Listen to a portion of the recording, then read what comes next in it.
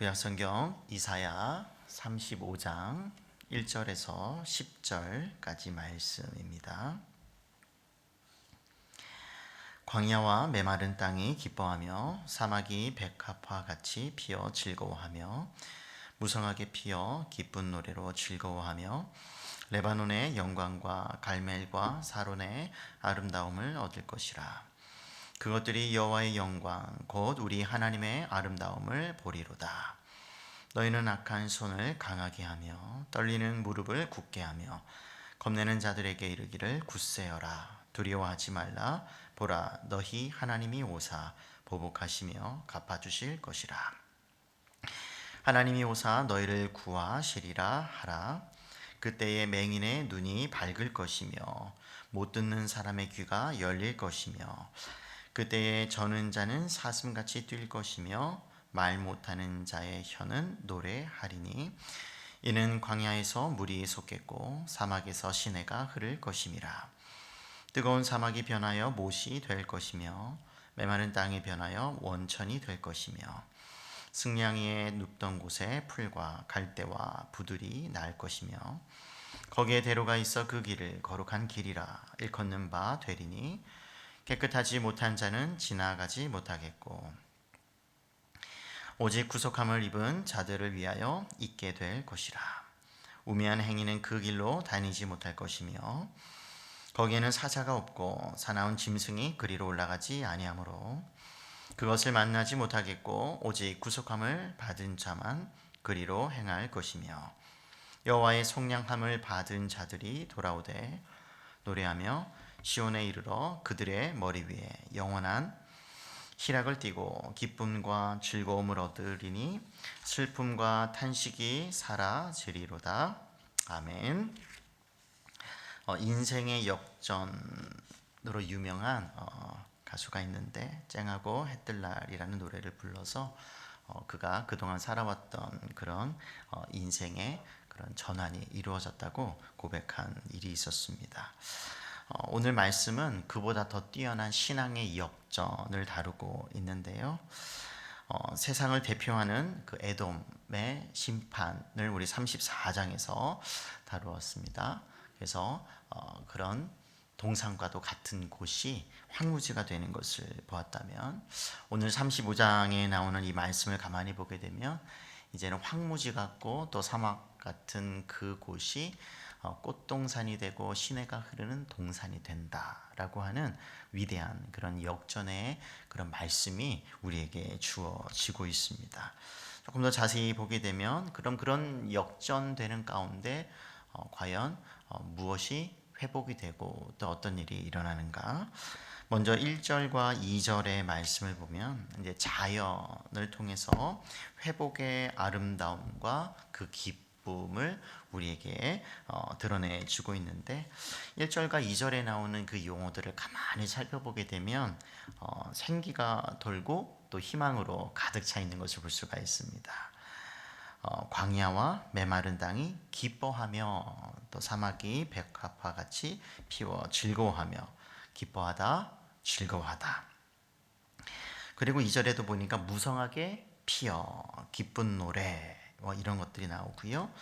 또 사론의 아름다움, 하나님의 영광 이와 같은 소망과 또 생동감과 그리고 거기에서 포함이 되어 있는 생명력으로 가득 차 있는 것을 볼 수가 있습니다. 눈에 띄는 것은 사막에 꽃이 핀다라고 하는 대목인데요. 굉장히 드라마나 영화에서 나올 법한 사막에서 과연 꽃이 피는가. 또 이어서 또 7절과 또 8절 이런 말씀을 또 보게 되면 또 사막이 변하여 못이 된다. 물이 흐르는 시내가 된다. 이런 것들은 드라마틱한 그런 모습이 아닐 수가 없습니다. 그러면 이와 같은 일이 어떻게 이루어지는가 가만히 봤더니 하나님의 능력으로 이루어진다고 하는 것이죠. 특별히 2절에 언급이 되는 그 여호와의 영광 곧 우리 하나님의 아름다움을 보리로다. 하나님의 영광을 사람들이 보고 알게 될 것이다 라고 하는 것이죠.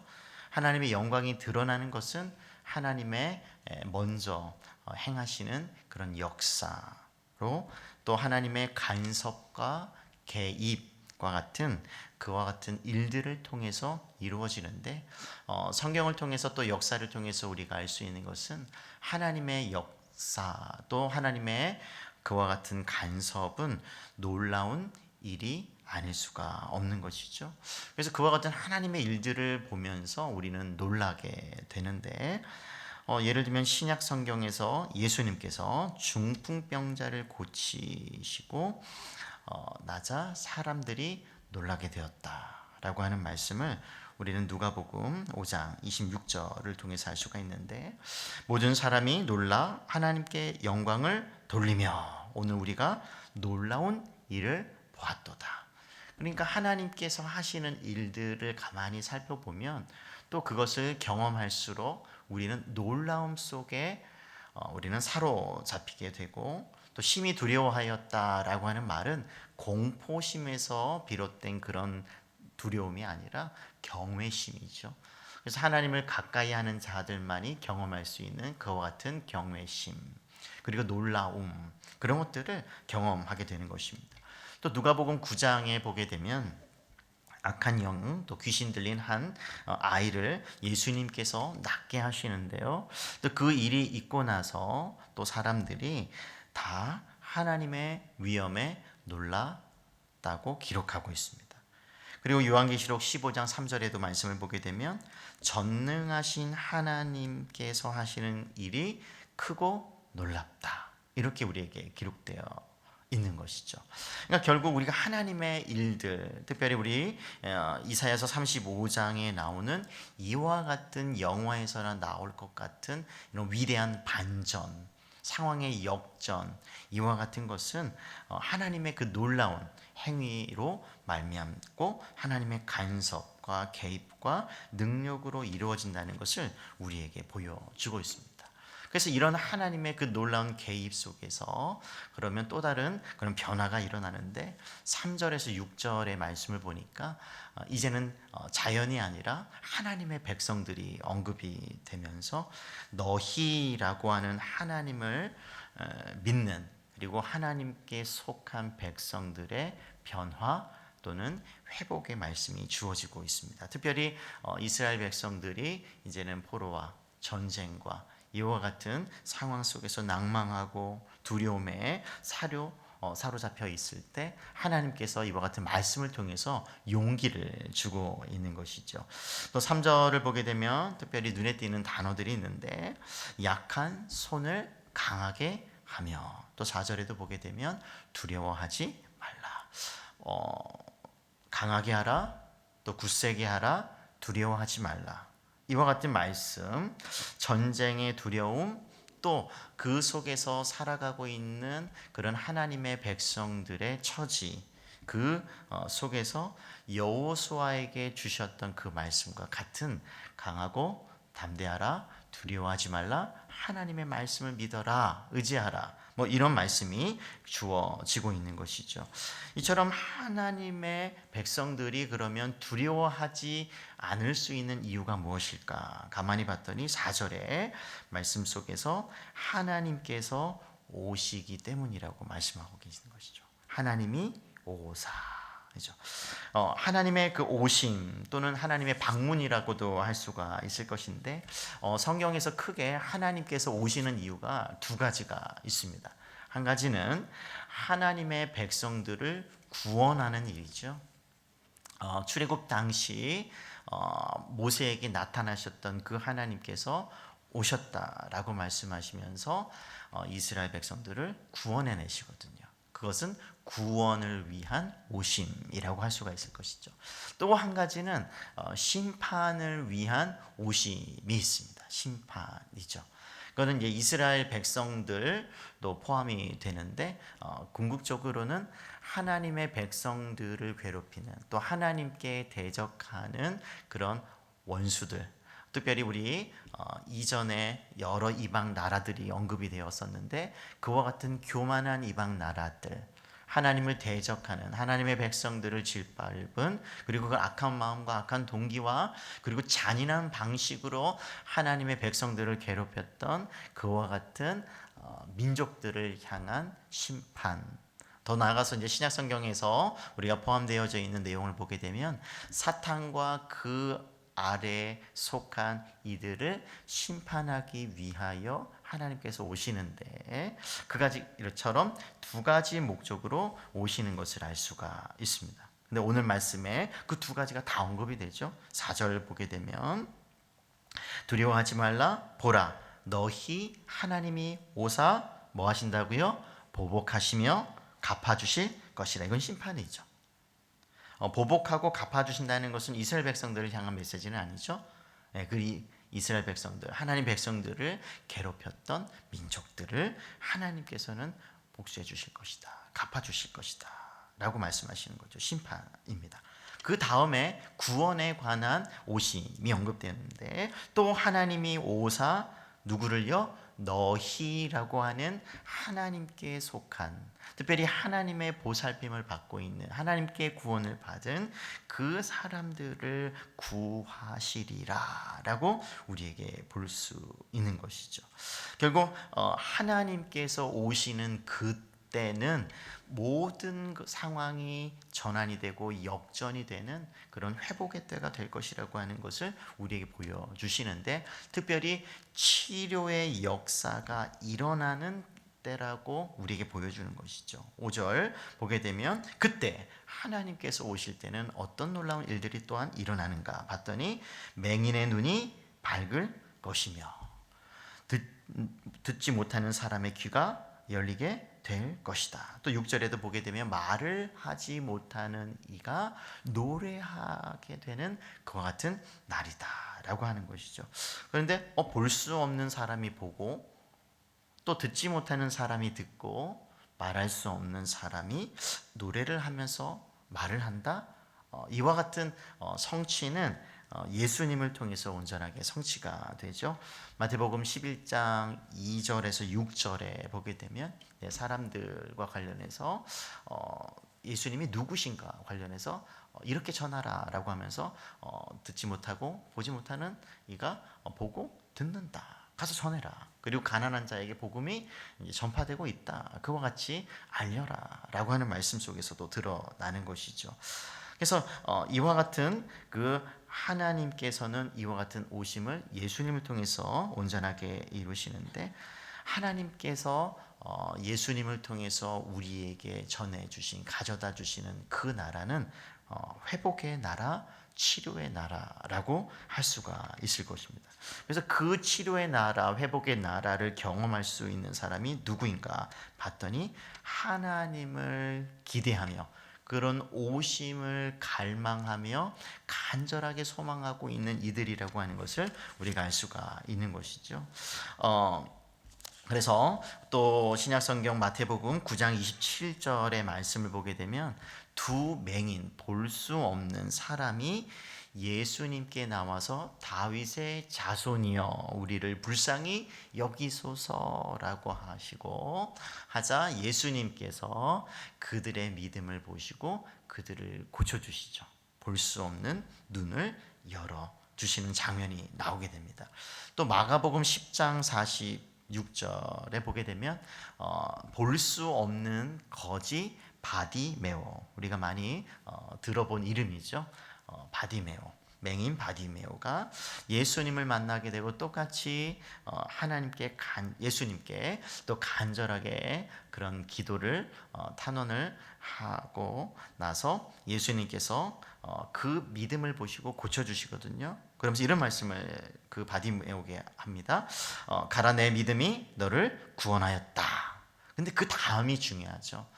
이와 같이 하나님의 오심, 특별히 그런 회복의 은혜를 경험한 사람들이 했던 그 다음 행동이 무엇인가 봤더니 바디메오가 우리에게 보여주었던 것처럼 길에서 따르니라 라고 하는 거죠. 그러니까 이 회복을 경험하고 하나님의 은혜와 능력을 체험한 사람들이 하는 그 다음 회개는 제자의 삶을 살아간다고 하는 것이죠.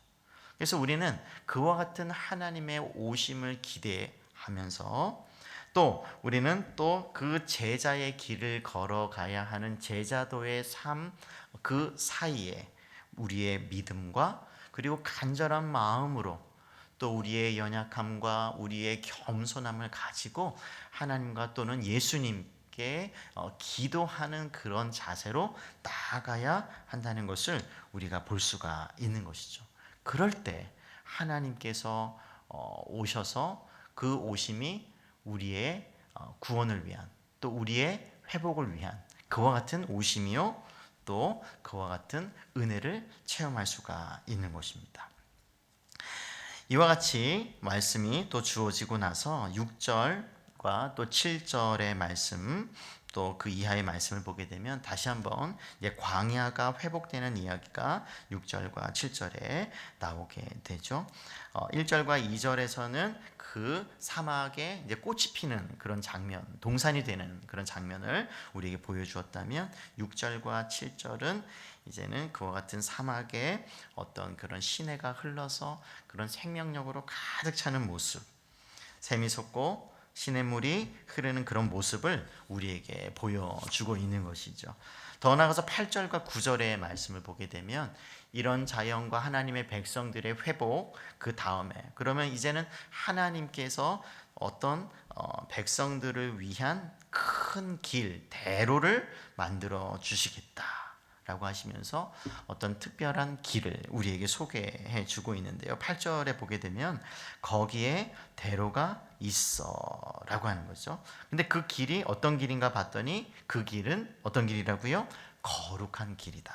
뭔가 하나님께서 특별히 구별해서 만들어 내신 길이라고 하는 것을 알 수가 있죠. 근데 특징이 있습니다. 아무나 갈 수 있는 것이 아니야. 그렇죠? 악인은 또는 깨끗이 못한 사람은 갈 수 없는 오직 누구만 가냐고 두 번 언급이 되고 있냐면 구속함을 입은 사람들만이 갈 수 있다는 것이죠. 그러니까 구속이라고 하는 말은 하나님께서 값을 지불하고 구원해 내는 그것을 나타내는 표현인데 그처럼 하나님께서 값을 지불하시고 당신의 백성들을 구원해신 그 사람들만이 걸어갈 수 있고 또 갈 수 있는 그와 같은 특별한 또는 구별된 그런 길이라고 하는 것을 알 수가 있는 것이죠. 그래서 그 길을 타고 어떻게 되는가 10절의 말씀을 보니까 이제 속량함을 받은 이들이 귀한 돌아오게 되는 것이죠.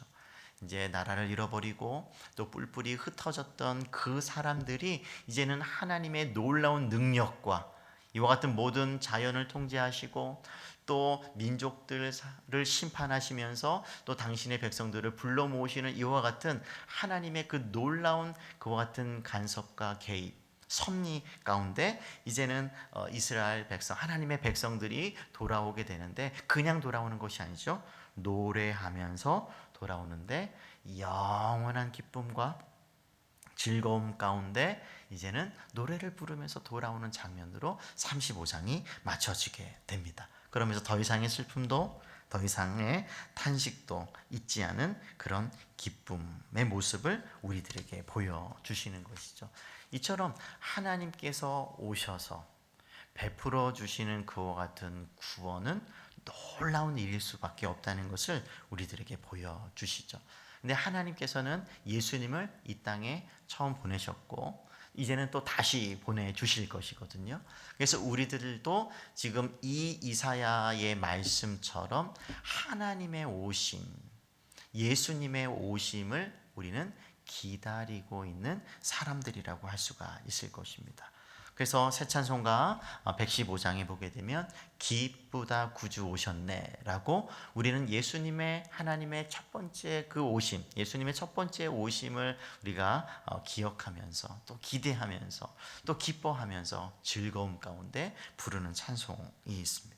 그 가운데 그 가사 가운데 조금 다르게 번역해서 그 부분을 읽어드리면 이런 거죠. 구주의 오심이 어떻게 우리의 기쁨이 되는가. 더 이상 죄와 슬픔이 자라지 않겠네. 가지 덤불도 땅에서 사라지겠네. 주님이 오셔서 저주가 있는 모든 곳에 축복이 넘치게 하셨네.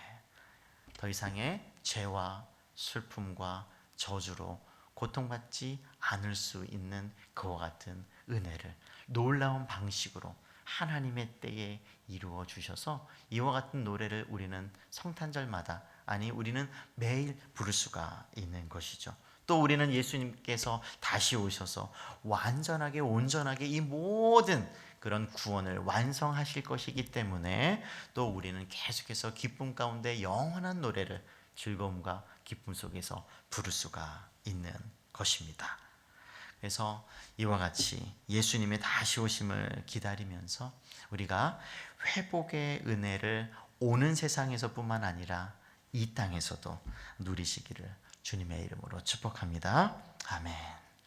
우리 아까 불렀던 찬송인데요. 우리 1절과 5절, 우리 1절과 5절